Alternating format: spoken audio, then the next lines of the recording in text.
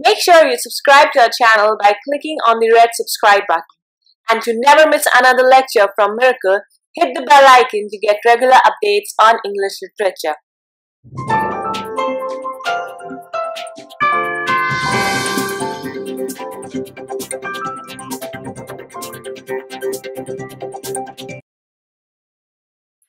Hello and welcome to Miracle, English Language and Literature Institute. I am Professor Abha Sharma. And as you all know, we are discussing the questions and answers of UGC-NET English exam of November 2017, paper 3. I've already made 3 videos and this is the 4th in the series. Many people have inquired about my institute, so you can go and check our website, Miracle Web Store. And this was opened in 1998, and since then we have given many selections in NET. If you want me to continue making videos for you on literature, please like and comment. Also subscribe the channel. This encourages the teacher to continue doing the same.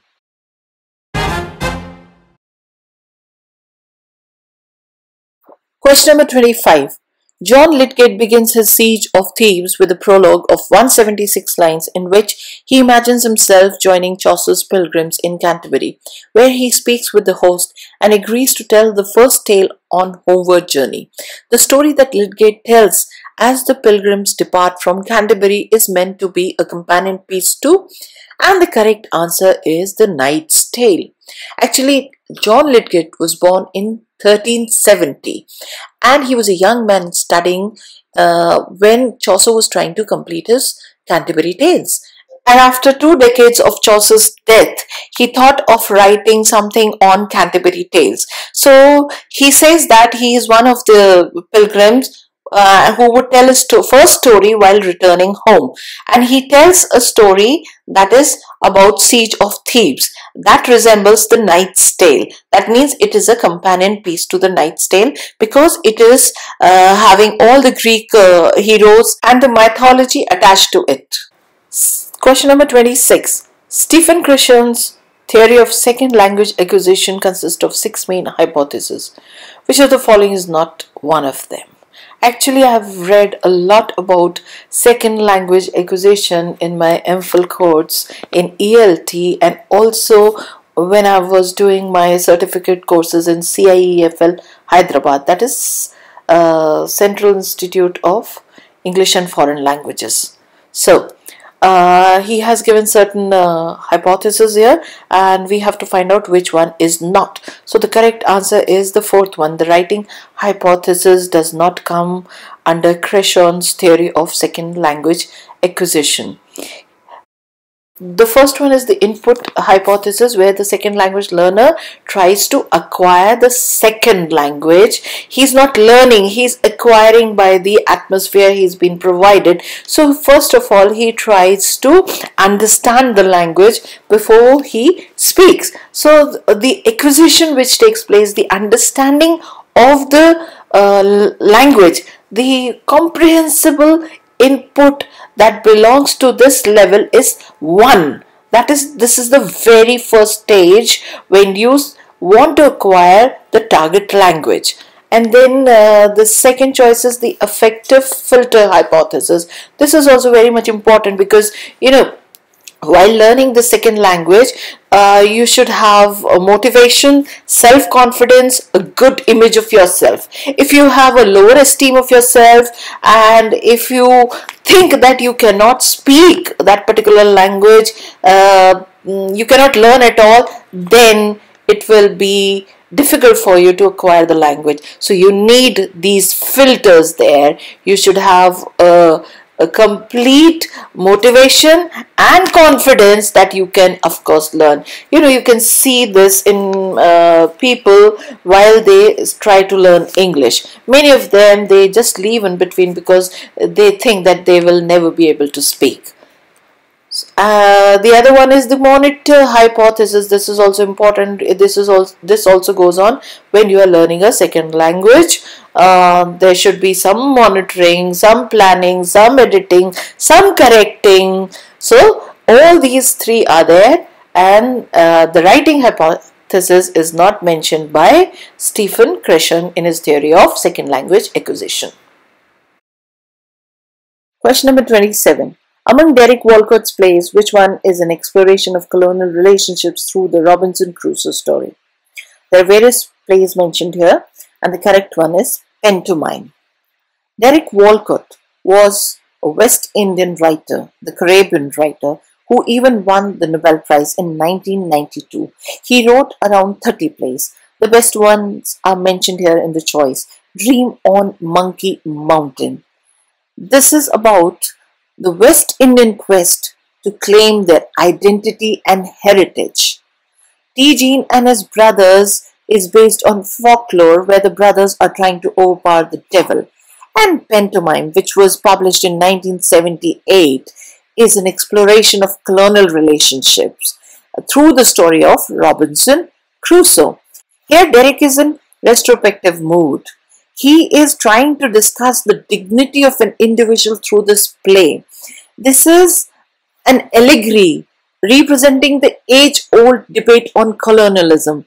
And here there is an interaction between the white and the black man. The black man is free now and he is now aware of his own identity. He wants his dignity back. So it is like writing back to the white people. Do you remember the very famous article or this essay called The Empire Writes Back? It is also based on the post-colonial studies. Walcott rewrites Defoe's novel Robinson Crusoe to examine the principles of the post-colonial writing and to bring in through the classic writing of Daniel Defoe. So the correct answer is Pantomime. Question number 28. Antifoundationalism holds that, and there are 4 choices. We have to find the right choice.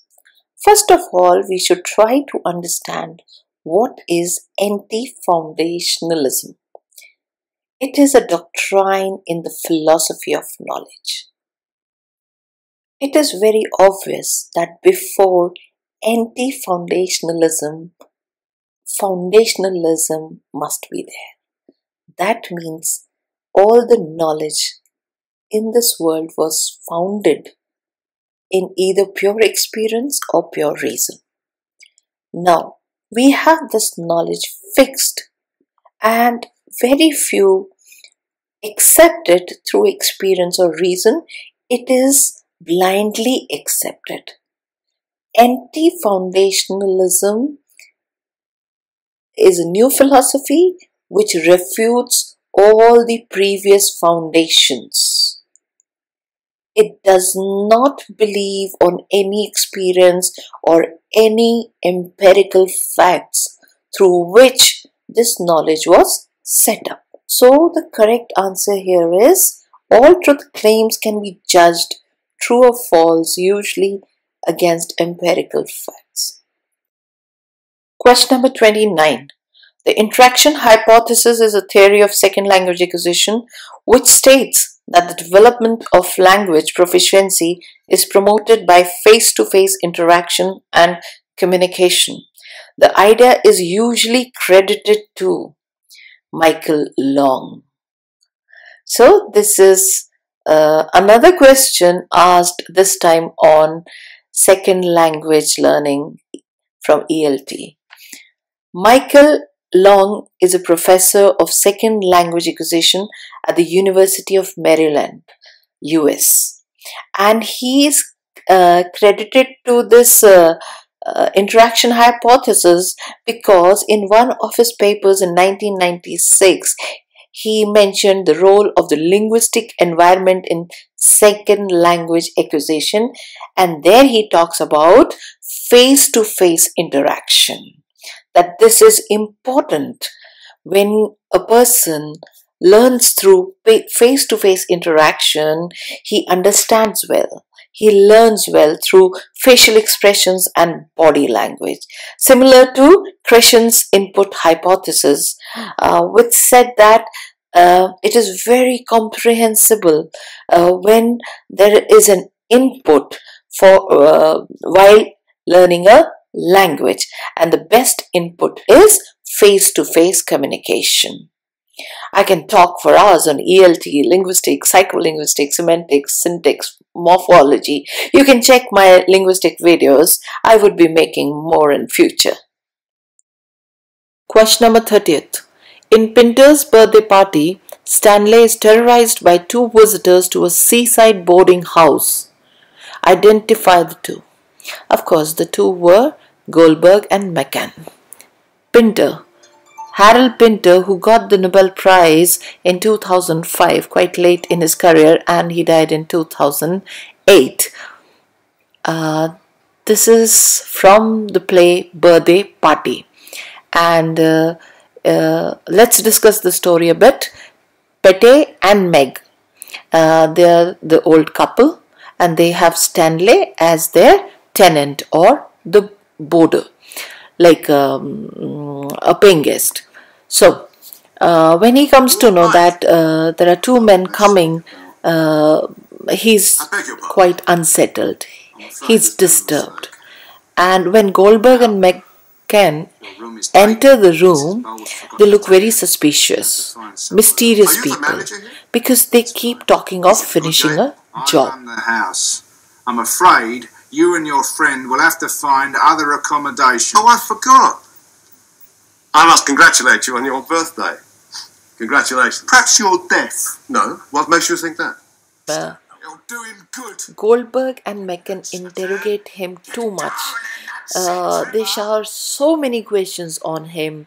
They accuse him of betraying their organization, of killing his wife, of leaving his bride at the altar, and wasting the space, and many other things. And Stanley is almost flabbergasted. Why do you force that poor man out to play chess? Me? Why do you treat that young lady like a leper? She's not the leper, Webber. What did you wear last week, Webber? Where do you keep your suits? Why did you leave the organization? What would your old mum say, Webber? Why did you betray? You hurt me, Webber. The questions are nonsensical and much ridiculous. Which came first? Which came first? Which came first? Which came first?